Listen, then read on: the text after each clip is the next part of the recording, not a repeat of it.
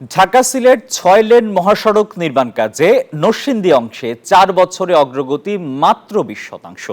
এতে চরম দুর্ভোগে পড়েছেন স্থানীয়রা।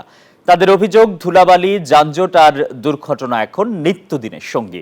দীর্ঘদিন ধরে নির্মাণ সামগ্রী পড়ে থাকায় নষ্ট হচ্ছে মালামাল।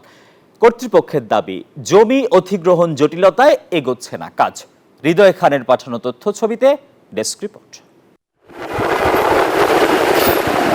প্রায় ৩০,০০০ কোটি টাকা ব্যয়ে ঢাকা সিলেট মহাসড়কের ৬ লেন প্রকল্পের কাজ শুরু হয় ২০২১ সালে।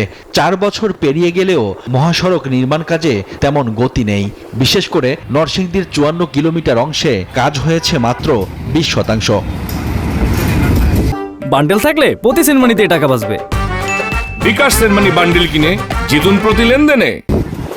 বেশ কটি স্থানে চলছে সেতু ও কালভার্ট নির্মাণের কাজ। ফলে প্রতিনিয়ত ধুলাবালু ও দীর্ঘ যানজটে দুর্ভোগে স্থানীয়রা। এছাড়া সড়কের পিচ সরে বেরিয়ে এসেছে পাথর। এতে বাড়ছে দুর্ঘটনাও। কাজ হইতেছে কই, আস্তে আস্তে করে কাজ।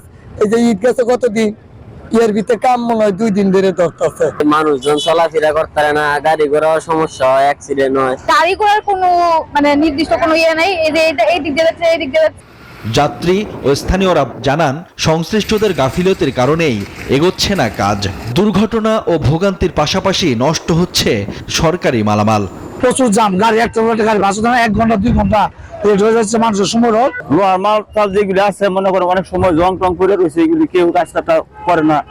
কাজের ধীরগতির জন্য ভূমি অধিগ্রহণের জটিলতাকে দায়ী করছে সড়ক ও জনপথ বিভাগ।